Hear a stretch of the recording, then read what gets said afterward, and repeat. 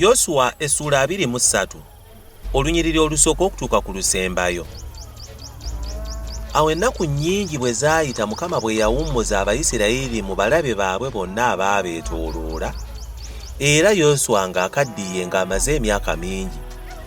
Yoswa n'alyoka abayita Abaisiraeri bonna, abakadde baabwe n'emitwe gyabwe, n'abalamuzi baabwe n'abaami baabwe, n'abagamba nti, nze nkaddiye mmaze emyaka mingi. Nammwe mwalaba byonna Mukama Katonda wammwe bye yabakolera ku mawanga gano gonna ku lwammwe, kubanga Mukama Katonda wammwe oyo ye yabalwanirira. Laba, mbalagidde amawanga gano agasigalawo okuba obusika obw'ekika kyammwe okuva ku Yoludaani awamu n'amawanga ge nazikiriza okutuuka ku nnyanja ennene ku luuyi olw'ebugwanjuba. Ne Mukama Katonda wammwe ye alibasindika emberi yammwe n'abagoba mu maaso gammwe, nammwe mulirya ensi yaabwe nga Mukama Katonda wammwe bwe yabagamba.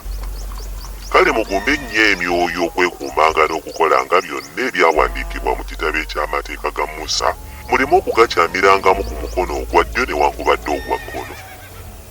Muleme okuyingiranga mu mawanga gano agaasigala mu mmwe newankubadde okwogeranga ku linnya lya bakatonda baabwe, newankubadde okubalayizanga, newankubadde okubaweerezanga, newankubadde okubafukaamiriranga, naye mwegattenga ne Mukama Katonda wammwe nga bwe mwakolanga okutuusa leero.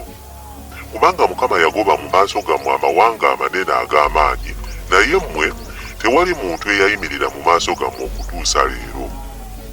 Munnammwe omu anaagobanga 1,000, kubanga Mukama Katonda wammwe oyo y'abalwanirira nga bwe yabagamba. Kale mwekuumenga mwekka mwagalenga Mukama Katonda wammwe. Naye obanga munaddanga ennyuma n'akatono ne mwegattanga n'amawanga gano agaasigalawo, ge gaagano agaasigalawo mu mmwe, ne mufumbiriganwanga nabo, ne muyingiranga gye bali, nabo ne bayingiranga gye muli. Mutegeerere ddala nga Mukama Katonda wammwe taagobenga nate mawanga gano mu maaso gammwe, naye ganaabanga mutego n'ekyambika gye muli n'oluga mu mbiriizi zammwe n'amaggwa mu maaso gammwe okutuuka lwe mulizikirira okuva mu nsi eno ennungi Mukama Katonda wammwe gye yabawa. Era laba, leero ogenda olugendo ebintu byonna gye bigenda, nammwe mumanyi mu mitima gyammwe gyonna ne mu mmeme zammwe zonna nga tewali kigambo kimu ekitatuuse mu birungi byonna Mukama Katonda wammwe bye yaboogerako. Byonna bibatuukidde, tewali na kimu mu ebyo kitatuuse.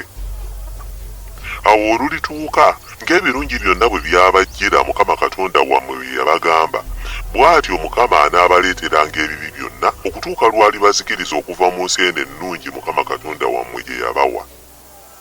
Bwe munaasobyanga endagaano ya Mukama Katonda wammwe gye yabalagira, ne mugenda ne muweereza bakatonda abalala, ne mubafukaamiriranga, obusungu bwa Mukama ne bulyoka bubuubuuka ku mmwe ne muzikirira mangu okuva mu nsi ennungi gye yabawa.